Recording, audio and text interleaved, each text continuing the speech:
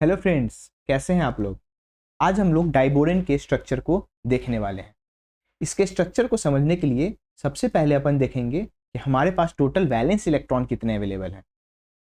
तो हमारे पास एक बोरोन का अगर आउटर मोस्ट इलेक्ट्रॉनिक कॉन्फ़िगरेशन देखें तो क्या होता है 2s2 और 2p1। तो यहाँ से हमारे पास 3 इलेक्ट्रॉन हैं। एक बोरोन से 3 इलेक्ट्रॉन, तो 2 बोरोन बॉन्ड में पार्टिसिपेट कर रहे हैं। तो 2 बोरोन से हमारे पास कितने इलेक्ट्रॉन हो जाएंगे? तो 6 इलेक्ट्रॉन्स हो जाएंगे। सिमिलरली एक हाइड्रोजन जिसका इलेक्ट्रॉनिक कॉन्फ़िगरेशन 1s1 है, वो कितने इलेक्ट्रॉन देगा? तो 1 इलेक्ट्रॉन देगा। तो हमारे पास 6 हाइड्रोजन पार्टिसिपेट कर रहे हैं। 1 2 3 4 5 6 हाइड्रोजन पार्टिसिपेट कर रहे हैं। तो वो कितने इलेक्ट्रॉन्स टोटल हमारे पास हाइड्रोजन की तरफ से हो जाएंगे? तो 6 इलेक्ट्रॉन।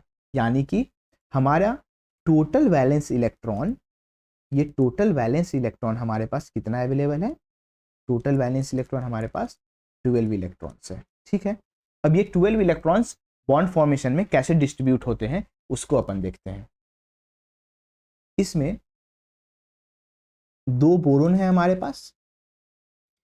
तो इस 2 बोरोन में दो हाइड्रोजन जो है वो नॉर्मल सिग्मा बॉन्ड फॉर्म करते हैं। तो इस बोरोन का एक हाइब्रिड ऑर्बिटल एक हाइड्रोजन के साथ नॉर्मल सिग्मा बॉन्ड फॉर्म करेगा। ठीक है, दूसरा हाइब्रिड ऑर्बिटल जो है वो एक और नॉर्मल सिग्मा बॉन्ड फॉर्म करेगा। सिमिलरली इस बोरोन का एक हाइब्रिड ऑर्बिटल एक हाइड्रोजन के साथ नॉर्मल सिग्मा बॉन्ड फॉर्म करेगा और दूसरा हाइड्रोजन जो है वो दूसरा नॉर्मल सिग्मा बॉन्ड फॉर्म करेगा। राइट, अब हमारे पास 4 नॉर्मल सिग्मा बॉन्ड यूज बन चुके हैं। यानी कि हमारा टोटल इलेक्ट्रॉन कितना यूज हो गया? 2 यहाँ, 2 यहाँ, 2 यहाँ और 2 यहाँ। तो टोटल 8 वैलेंस इलेक्ट्रॉन हमारा कितना क्या हो चुका है? यूज हो चुका है। 8 इलेक्ट्रॉन हमारा यूज हो चुका है और हमारे पास टोटल इलेक्ट्रॉन वैलेंस इलेक्ट्रॉन 12 थे। यानी कि हमारे पास बचा 4 इलेक्ट्रॉन, 4 इलेक्ट्रॉन से बचा। अब हम देखते हैं कि हमें 4 बॉन्ड और बॉन्ड फॉर्म करना है। 1 2 3 4 बॉन्ड फॉर्म करना है, लेकिन हमारे पास अवेलेबल अब है 4 इलेक्ट्रॉन। और ये बॉन्ड कैसे फॉर्म होता है वो अब देखते हैं। तो एक बोरोन का हाइब्रिड ऑर्बिटल जिसमें इलेक्ट्रॉन है और दूसरे बोरोन का वैकेंट हाइब्रिड ऑर्बिटल और एक हाइड्रोजन का ऑर्बिटल मिलके 2 बॉन्ड फॉर्म करता है।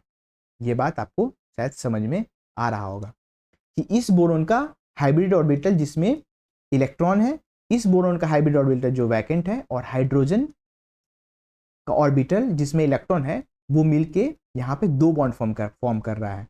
सिमिलरली इस बोरोन का वैकेंट ऑर्बिटल, इस बोरोन का हाइब्रिड ऑर्बिटल जिसमें इलेक्ट्रॉन है और एक हाइड्रोजन का ऑर्बिटल जिसमें इलेक्ट्रॉन है, वो मिलके ये यहाँ पे 2 बॉन्ड फॉर्मेशन हो रहा है। तो अब यहाँ पे आप देख रहे होंगे, इसे अपन 3 सेंटर 2 इलेक्ट्रॉन टाइप बॉन्ड भी कहते हैं। वो क्यों कहते हैं? कि यहाँ पे एक बोरोन, एक यहाँ बोरोन और एक हाइड्रोजन, यहाँ पे 3 सेंटर है, एक इस बोरोन का, एक इस बोरोन का, एक हाइड्रोजन का, लेकिन इलेक्ट्रॉन इन्वॉल्व कितने हैं यहाँ पे?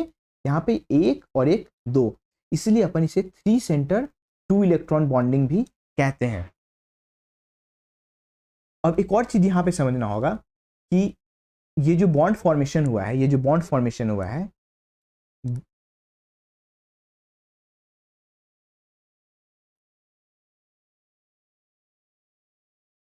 इसमें ये जो नॉर्मल बॉन्ड जो है, नॉर्मल सिग्मा बॉन्ड है, इसका बॉन्ड लेंथ होता है 1.19 एंगस्ट्रॉम। इसका बॉन्ड लेंथ होता है 1.199 एंगस्ट्रॉम। लेकिन ये जो ब्रिजिंग बॉन्ड जो फॉर्म हो रहा है बोरोन के साथ हाइड्रोजन का, इसका बॉन्ड लेंथ होता है 1.33 एंगस्ट्रॉम। तो ये चीज आपको ध्यान रखना है, ये जो बॉन्ड लेंथ होते हैं वो डिफरेंट होते हैं। ये जो नॉर्मल सिग्मा बॉन्ड है वो 1.19 एंगस्ट्रॉम का होता है और ये जो ब्रिजिंग बॉन्ड जो फॉर्म हो रहा है हाइड्रोजन के साथ वो 1.33 एंगस्ट्रॉम का होता है। ये चीज याद रखना है। अब अपन देखते हैं इसे बनाना बॉन्ड भी कहते हैं। और बनाना बॉन्ड क्यों कहते हैं? तो ये जो 2 ब्रिजिंग बॉन्ड जो फॉर्म होते हैं, 2 जो ब्रिजिंग बॉन्ड जो फॉर्म हो रहे हैं हाइड्रोजन का, हाइड्रोजन के साथ बोरोन का, उसमें क्या होता है कि एक ब्रिज जो होता है वो बेंड होके अपवर्ड मूव हो जाता है और दूसरा ब्रिज जो होता है वो बेंड होके डाउनवर्ड मूव हो जाता है, ठीक है। और 4 हमारे ये नॉर्मल हाइड्रोजन बॉन्ड हो गए, ये 4 हमारे ये तो ब्रिजिंग बॉन्ड है, और ये जो 4 हमारे हैं ये नॉर्मल हाइड्रोजन बॉन्ड्स हैं, 1 2 3 4, और 2 एक ये और एक ये ब्रिजिंग बॉन्ड है। और ये जो ब्रिजिंग बॉन्ड है आप देख रहे होंगे कि जो बेंड जो हो गया ये बनाना के शेप में दिखता है, ये बेंड होकर बनाना के शेप में दिखता है, इसलिए इसे अपन बनाना बॉन्ड भी कहते हैं, क्योंकि ये बेंड होकर बनाना के शेप में दिख रहा है, इसलिए अपन इसे बनाना बॉन्ड भी कहते हैं, ठीक है। और ये जो ब्रिज जो है, जो अपवर्ड और डाउनवर्ड जो मूव हुआ है, ये एक ब्रिज अबव द प्लेन होता है, ये जो ब्रिज होता है डाउनवर्ड साइड में बेंड होता है, तो एक अबव प्लेन है, एक बिलो द प्लेन है, ठीक है। और ये जो 4 हाइड्रोजन है, 1 2 3 4, ये जो 4 हाइड्रोजन है ये एक प्लेन में होते हैं, ये जो 4 हाइड्रोजन जो हैं ये एक प्लेन में होते हैं, राइट। और ये जो 2 ब्रिजिंग बॉन्ड है ये अबव द प्लेन है और ये बिलो द प्लेन है, इसका मतलब कि 4 हाइड्रोजन जो है ये जो ब्रिजिंग बॉन्ड से हैं वो परपेंडिकुलर होते हैं। ये बात आपको समझ में आ गया होगा। आई होप आपको डाइबोरेन का स्ट्रक्चर कैसे फॉर्म होता है वो समझ में आ गया होगा। Thank you.